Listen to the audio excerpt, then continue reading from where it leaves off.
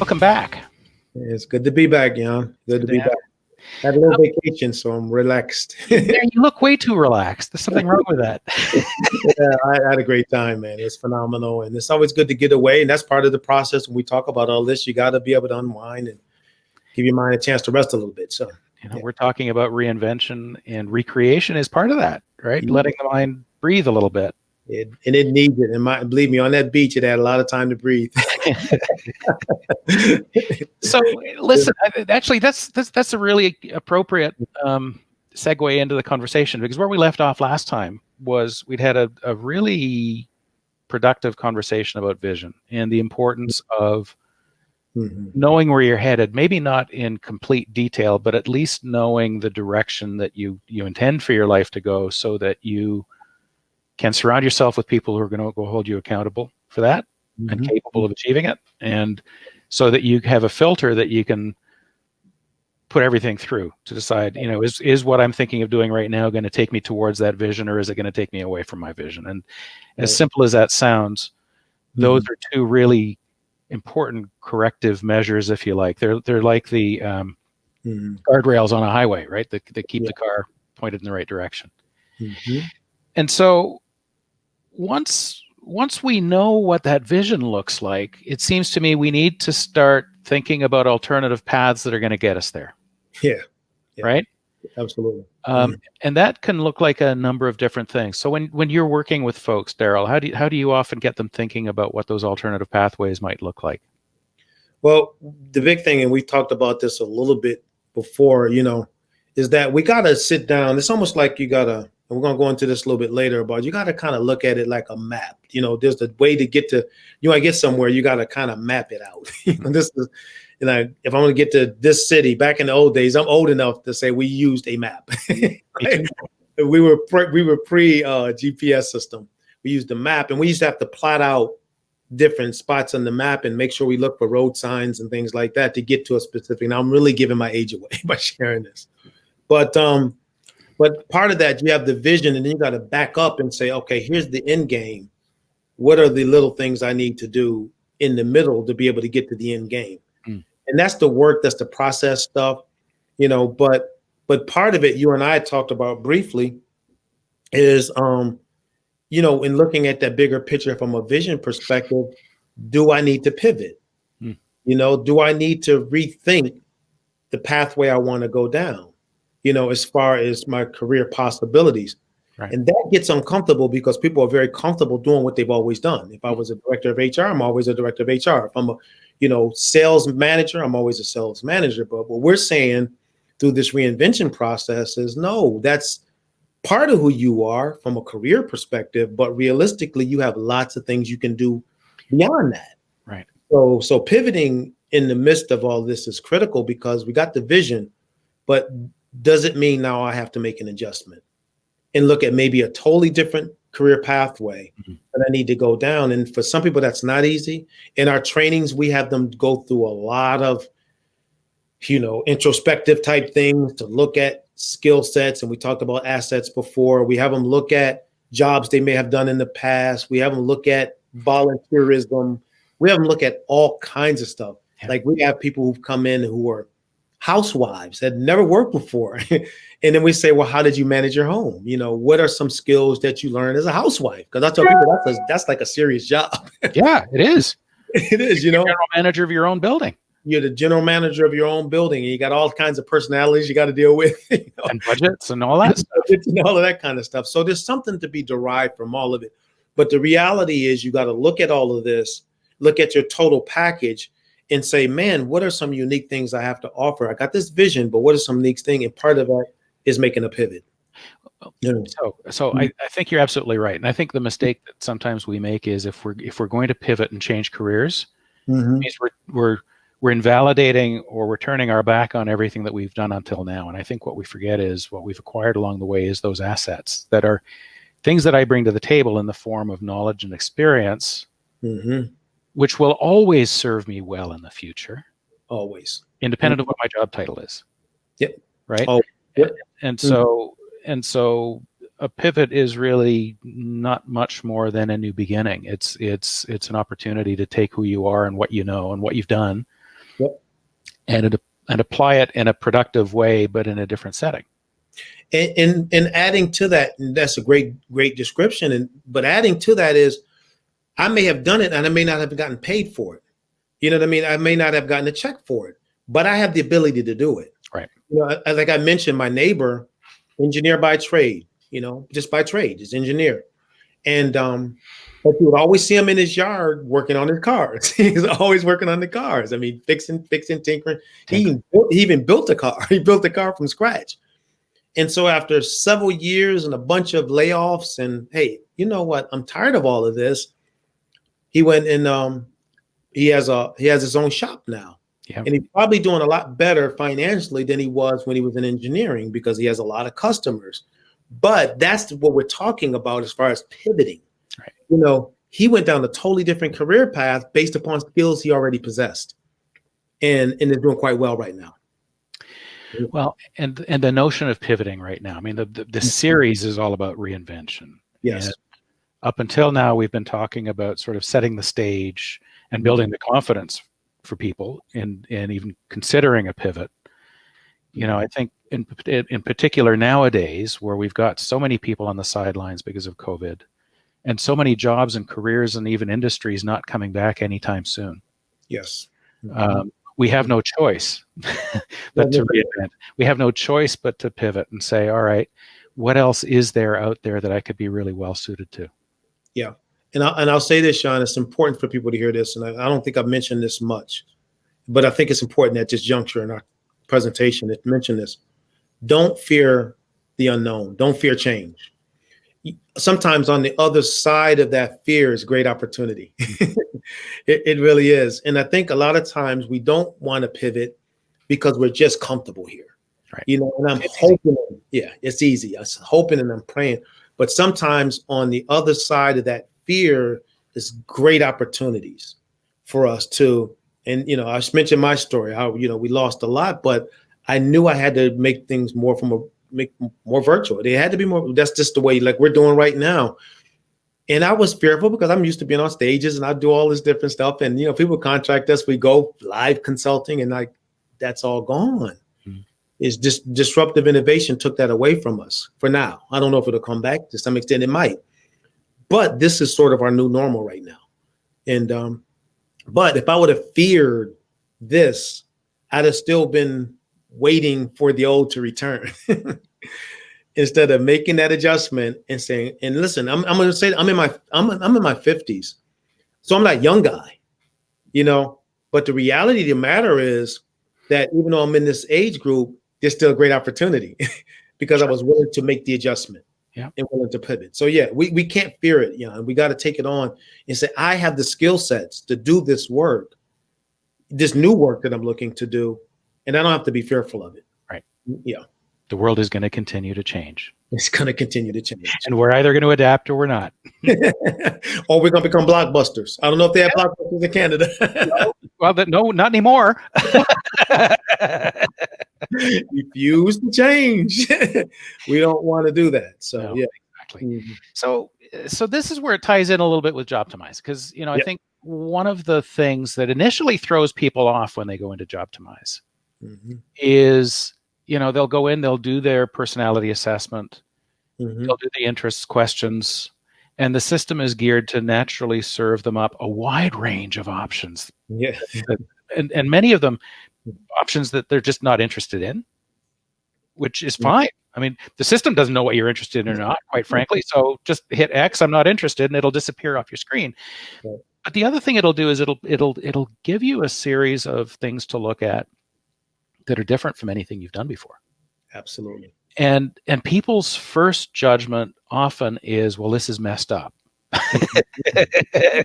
Right? Because it's not a logical list to present to somebody.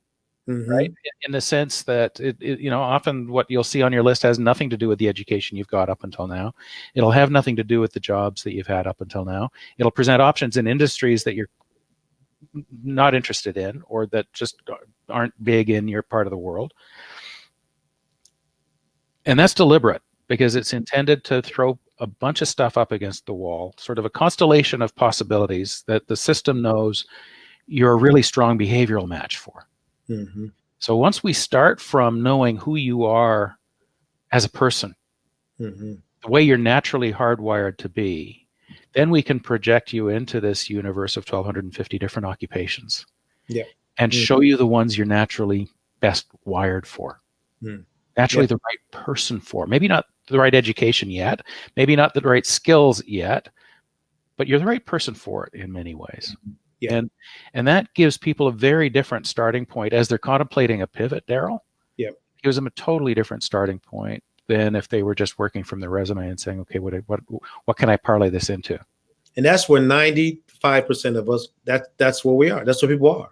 They're limited to that piece of paper, you know, and it's so many. I mean, when I did the assessment and I went through it, you know, I think I mentioned to you, it mentioned chef. Mm-hmm. Now, I actually was one years ago. I worked in a convent.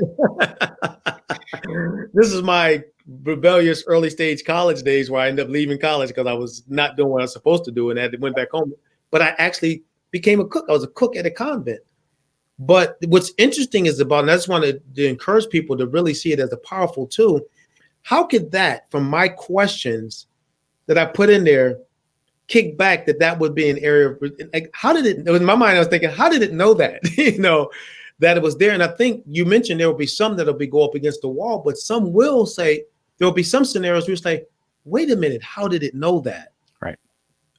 That's powerful in the reinvention process, because to be honest with you, I jokingly tell my daughter, I said, when I'm done with everything, we're going to open up a restaurant on the beachfront somewhere and give it a name, because I still, be honest with you, I like cooking. I still do like that. Yeah. But what's powerful about Jobtimize, it figured that out, Jan.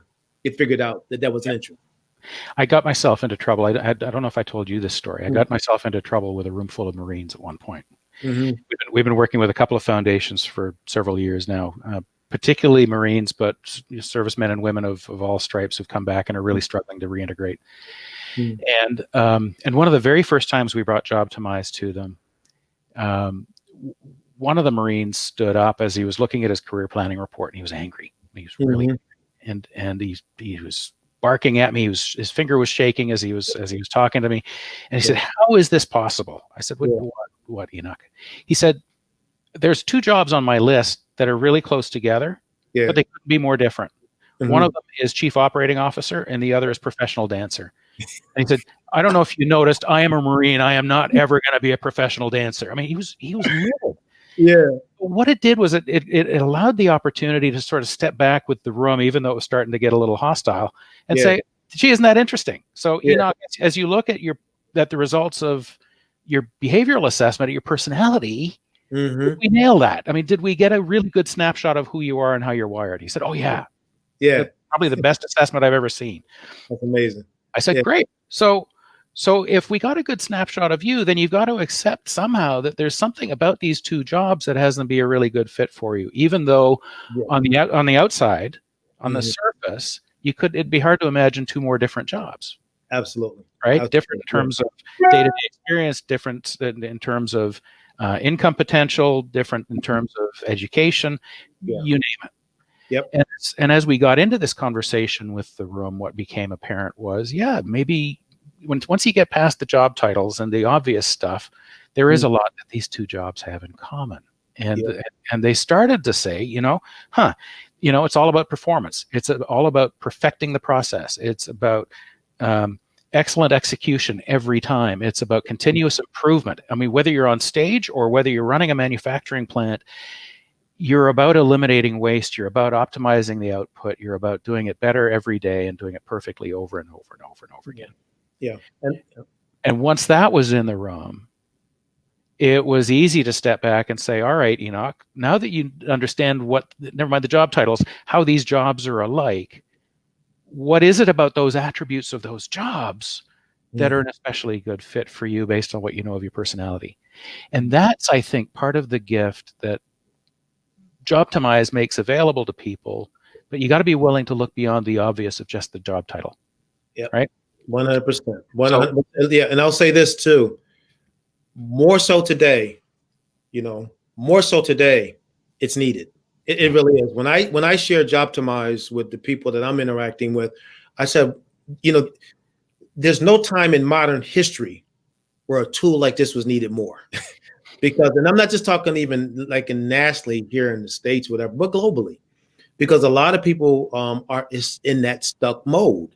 Right. And now is the time more than ever to reinvent. And so there's multiple things we can talk about, but this tool is a phenomenal tool when we talk about making that pivot, because like you said, we're looking at behavioral assets. We're looking at, new ways of seeing ourselves career-wise, and it's nailing it. I mean, time, like you said with the Marine, it's nailing it with folks that they can end up saying, yeah, this makes sense to me.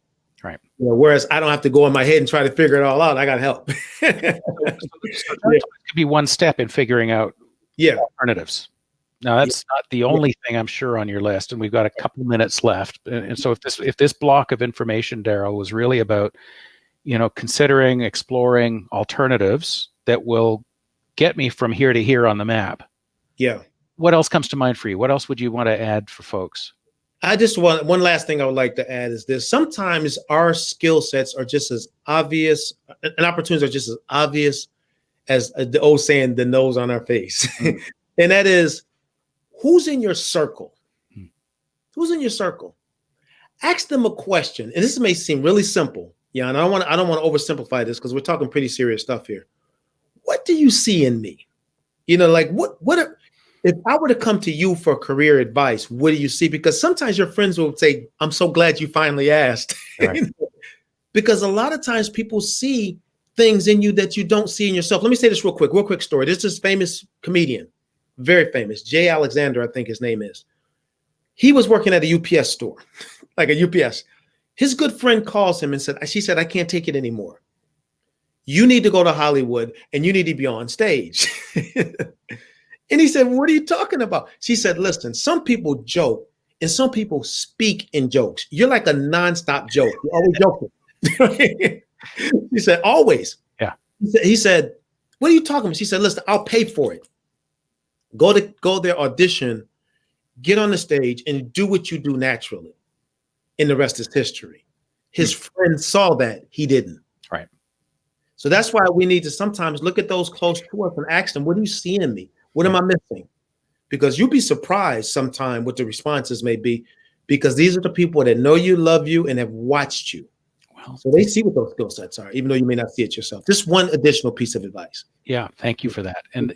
So let me add a reference to that, reference source for people if they're interested. Because you're right. I mean, we're not the stuff we're really especially good at, we just take for granted. We just assume everybody's that good at it. So we're hardwired not to see our unique talents and strengths. And there's a book that made a big difference for me about 15 years ago when it came out, called Strengths Finder. And I'll add it to the workbook that's going to come from this. It's based on some work that was done a while back by the Gallup organization. And for me, at least, when I did it, it did a really nice job of crystallizing into language the things that I kind of knew I was good at, but I couldn't really describe. I couldn't articulate. That's right. Yeah. And so I think for people who are interested, that could be a really good resource to kickstart the conversation about my unique talents, and maybe starting from that and then asking your circle of friends would be an easier starting point for some folks. Jan, one last thing I just want to share. This quote I just recently started sharing it, and I did some social media things on it. But I think this is a take-home quote for people to think about. And it's just, we are motivated to do what we value. We are motivated to do what we value. Yeah. And we value our careers. We value our future. We're going to be motivated to take advantage of these tools, to Jobtimize, to Strength Finder. But if we don't value it, we put very little effort into it. Yeah. That's just the way it is. That's just human nature. So you got to value your future enough to say it's worth the time to go through these, Jobtimize, processes. It's worth the time to read a Strength Finder, because I value my future and I value what I want to accomplish. And these are tools that can help me. Right. And hence the need for a powerful vision that excites me. Absolutely. It's coming full circle. All right, Daryl, thank you. We'll talk to you next week. Look forward to it. Bye now.